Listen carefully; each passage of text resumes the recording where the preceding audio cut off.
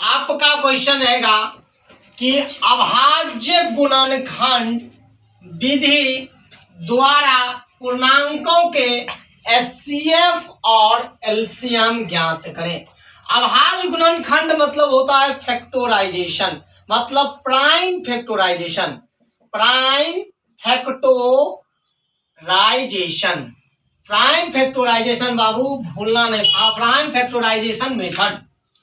अगर इस तरह से आपको क्वेश्चन दिया रहेगा, चाहे वो सीबीएसई हो या बिहार बोर्ड हो या आईसीआई बोर्ड हो या अन्य बोर्ड हो, कोई भी बोर्ड हो, आपको क्वेश्चन दिया जाएगा। अगर सीबीएसई वाले अगर पढ़ते होंगे, अगर सीबीएसई वाले देखते होंगे तो आपका इंग्लिश में कहेगा प्राइम फैक्टराइजेशन मेथड द्वारा आप क्या कीजिए, इसको पूर्णांकों के एचसीएफ और एलसीएम ज्ञात करें। हम लोग किस तरह से ज्ञात करेंगे, हम थोड़ा देख लेते हैं। सबसे पहले हम लोग 6 को अभाज्य गुणनखंड कर देंगे, 72 को अभाज्य गुणनखंड कर देंगे और 120 को हम लोग क्या कर देंगे, अभाज्य गुणनखंड कर देंगे। चलिए हम लोग बात करते हैं, करके देखते हैं। आप लोग सिर्फ बोर्ड को देखिए और कान हमारे तक ही रखिए और आंख को बोर्ड पे रखिए, ताकि कान सिर्फ सुनना चाहिए और आंख का मतलब है देखना चाहिए। बात करते हैं, अगर हम 6 को तोड़ते हैं तो अपना मन से भी तोड़ना है, कोई दिक्कत नहीं है। 2 से 2 तिया 6, 3 से 3 इकाई 3, ठीक है। इसको तोड़िए, 2 से 2 तिया 6 और बच गया 1 1 पर 2, 12, 2 6 12 बच गया। फिर 2 से 2 इकाई 2, फिर 1 1 पर 6 16, 2 8 16, फिर 2 से 2 9 18, फिर 3 से 3 तिया 9, फिर 3 से 3 इकाई 3। कोई दिक्कत नहीं, दिक्कत। 2 से 120 के आधा हो जाएगा आपको 60, उसके बाद फिर 2 से लगाएंगे तो 30, फिर 2 से लगाएंगे, फिर 2 से लगाएंगे 15, फिर 3 से लगाएंगे 5, फिर 5 से लगाएंगे 5 इकाई 5। इस तरह से सबसे पहले हम लोग इसको फैक्टराइजेशन कर दिए, मतलब छोट कर दिए, थोड़ा थोड़ा थोड़ा थोड़ा काट दिए। चलिए आप बात करते हैं, हम निकालने की तरीका बताते हैं। सबसे पहले आप लिख लीजिए 6 बराबर 2 गुने 3। एक को तो हम लिख नहीं सकते, एक को अगर लिखेंगे तो एक जो होगी वो वही संख्या होगी जो अगर एक से किसी भी संख्या को अगर गुना करेंगे तो वो संख्या जो दिख रहा है वही होगा, है ना। चलिए बात करते हैं। उसके बाद 72 को लेंगे, 72 को 2 गुना 2 गुना 2 गुना 3 गुने 3, है ना। हम 120 को लेते हैं, 120 बराबर 2 गुने 2 गुने 2 गुने 3 गुने 5। अब इसमें देखते हैं, सबसे पहले हम एचसीएफ की बात करें कि एचसीएफ क्या होगा। तो सबसे पहले अगर एचसीएफ अगर निकालना है तो हम देखते हैं कि एचसीएफ क्या होगा। एचसीएफ देखिए, आप देखिए यहाँ पे बच्चे कहते हैं कि सर हमसे बनता ही नहीं है, नहीं बनता है, लेकिन 3 अंक है, क्यों नहीं बनता है। तो 3 अंक है तो सबसे पहले जो चीज मिलेगा तो तीनों में नहीं मिलेगा। हमारे कहने की मतलब हम 3 भाई है और एक सुइया है, तो इस सुइया को 3 भाग करेगा, 3 भाग करेगा तो ना 3 जगह जाएगा, और नहीं अगर एक और रहेगा तो नहीं होगा। तो इसके लिए ऐसा ऐसा क्या होना चाहिए, क्या होना चाहिए, 3 होना चाहिए। तो इसी तरह से देखिए, इसमें 2 मिल रहा है,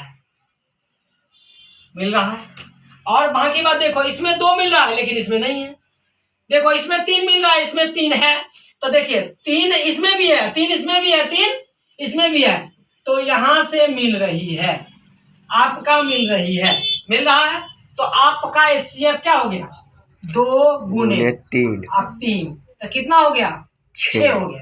लेकिन आपका एचसीएफ 6 हुआ, लेकिन आप एलसीएम की बात किया जाए तो एलसीएम क्या होगी बता रहे हैं, जिसका अधिक होगा संख्या, जिसका संख्या अधिक होगा या जिसका पावर अधिक होगा वो होगा। इसमें क्या गो 2 है, इसमें क्या गो 2 है, 3 गो, इसमें क्या गो है, 3 गो। तो दुन्नू में से कोनो 2 गो 3 गो 3 ले लीजिए, तो 2 गो 3 गो 3 निकाल लीजिए, 2 3 को दूर निकाल लीजिए।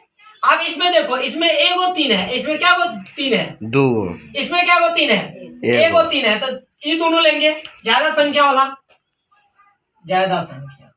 उसके बाद इसमें 5 है, आप ले लीजिए 5, आप गुना कर दीजिए। देखिए गुना करके, गुना करके देखिए, 2 दूना 4, 4 दूना 8, 8, 8 पंचे 40, और 40 को 3 तिया 9, 40 को अगर 9 से गुना करेंगे तो 40, 9 चौका 36, 360।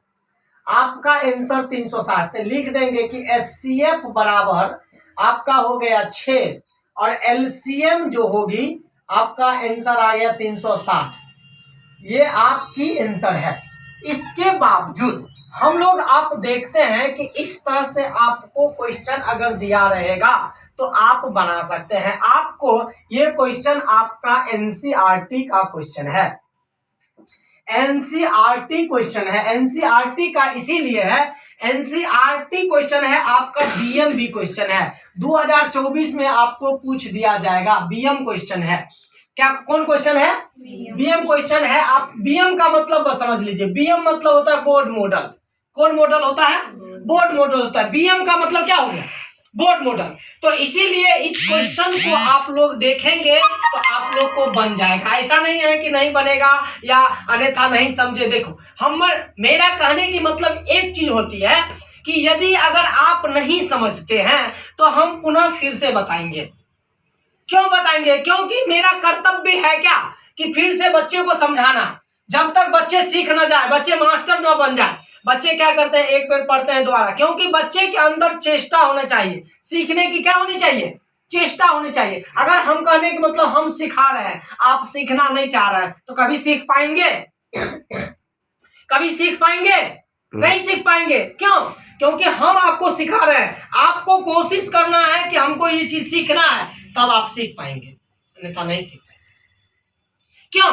क्योंकि आपको सीखने का चेष्टा होना चाहिए ना अंदर से। लेकिन तो प्रयास, अगर टीचर आपको प्रयास करता है तो सबसे पहले आप उसके दोगुना प्रयास आप कीजिएगा, तो हमको नहीं लगता है कि आप पीछे रहेंगे, आप सबसे आगे होंगे। क्योंकि मोटिवेशन सबसे पहले जरूरत होती है।